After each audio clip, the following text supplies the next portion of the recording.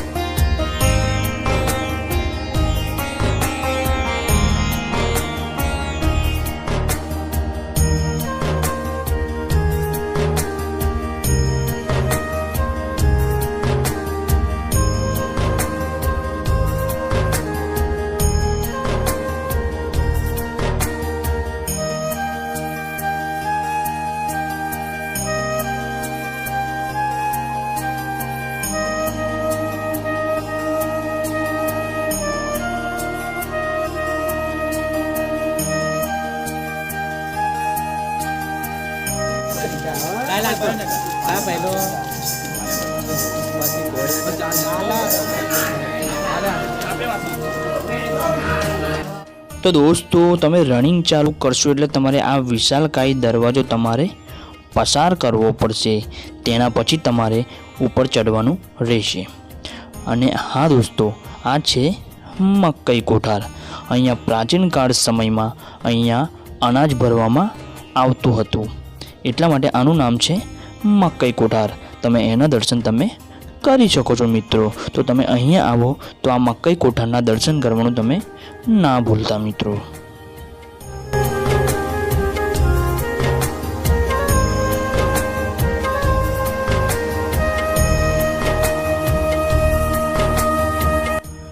તો દોસ્તો, હવે નોરતા ચાલુ થવાના છે, અને પાવાગઢમાં જ્યારે નોરતા ચાલુ હોય તો તમને અહીંયા ભક્તોનું મોટું ઘોડાપુર જોવા અહીંયા મળશે।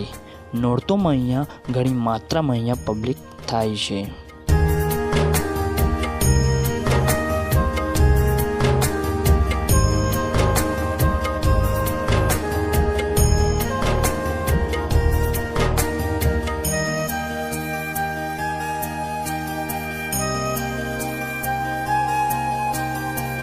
बाजू खीणी है અને બહુ જ ધુમ્મસ છે, કશું દેખાતું નથી। અને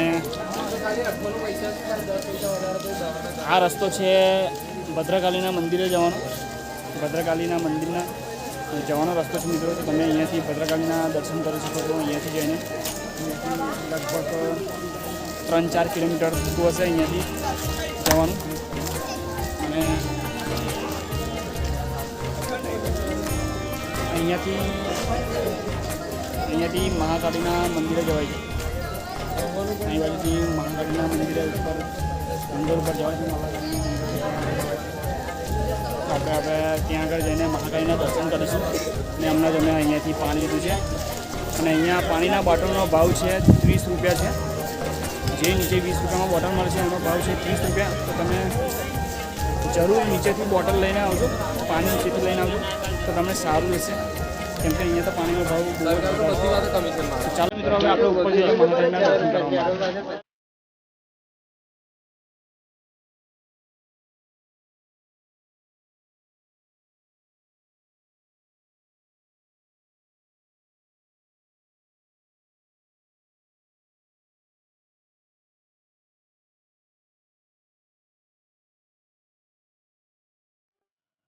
તો દોસ્તો, રોપવેમાંથી ઉતર્યા બાદ તમે મુખ્ય દ્વાર પર પહોંચી જશો.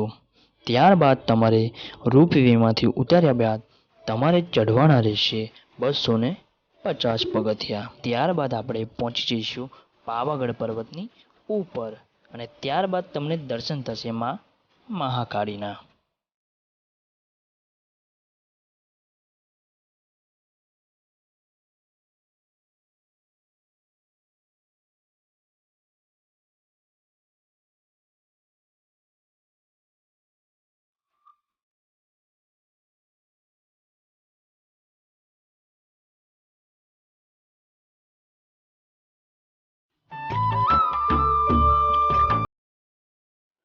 તો દોસ્તો, આ છે દૂધિયું તળાવ. દોસ્તો, આના દર્શન અમે તમને ઉપર જઈને કરાવશું. ઉપરથી આ નજારો કેવો દેખાઈ રહ્યો છે એ પણ અમે તમને બતાવશું. અને હા દોસ્તો, તમે અહીંયાથી પ્રસાદ લઈ શકો છો. અહીંયાથી પ્રસાદ લઈ લેજો અને તમે તમારા સામાન પણ તમે અહીંયા મૂકી શકો છો. ત્યારબાદ તમે દર્શન કરવા જઈ શકો છો દોસ્તો. તો ચાલો દોસ્તો, હવે આપણે આગળ વધીએ અને માતા મહાકાળીના આપણે દર્શન કરીએ.